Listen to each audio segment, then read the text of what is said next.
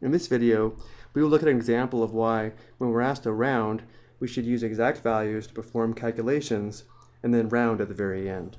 If we round too early, our answer will have much more of an error. Let's look at our example. An ad online states that a 12-foot by 24-foot patio would cost $1,850 to be professionally installed. If the installation rate is based upon square feet or area, what would you predict the cost of a 20-foot by 35-foot patio to be? And we're told to round to the nearest dollar.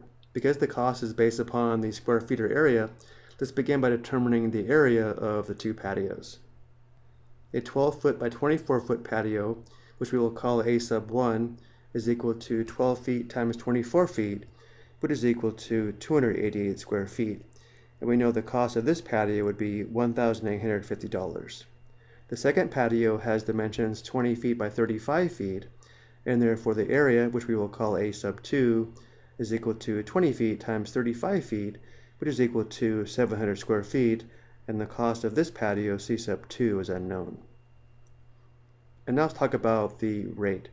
The given rate is $1,850 per the area of the 12-foot by 24-foot patio, and therefore the rate can be expressed as $1,850 per 288 square feet. And we should use this exact rate to predict the cost of the second patio, but a common error is to find the unit rate, round, and then perform more calculations. To get the rounded rate of $6 per square foot, we would take $1,850 and divide by 288 square feet, which the nearest dollar does give us $6 per 1 square foot, or just $6 per square foot. And again, we don't want to do this, even though it does say round to the nearest dollar, we don't want to round to the nearest dollar until the very end. And let's see why. To find the cost of the second patio, we begin with the area of the second patio and then multiply by the rate. The exact rate is $1,850 per 288 square feet. Using the exact rate, notice how the units of square feet simplify out, leaving us with a product of 700 times 1,850 divided by 288. And notice how the units are now dollars. And now let's go to the calculator. In the numerator we have 700 times 1,850, close parenthesis, and then divided by 288.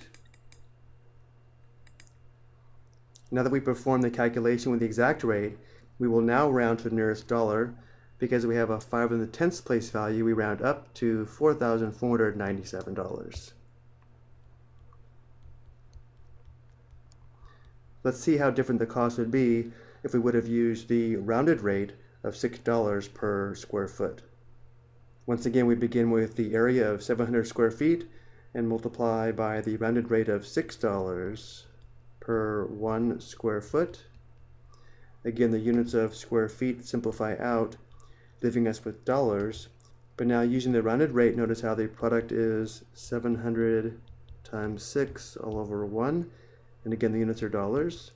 This is just 700 times 6, which is $4,200. So notice how there's quite a big difference in the prediction if we use the exact rate compared to the rounded rate. So once again, we should use the exact rate and then round at the very end, which gives us an estimate of $4,497. And again, we don't want to use the estimate of $4,200 because this estimate has too much error. I hope you found this helpful.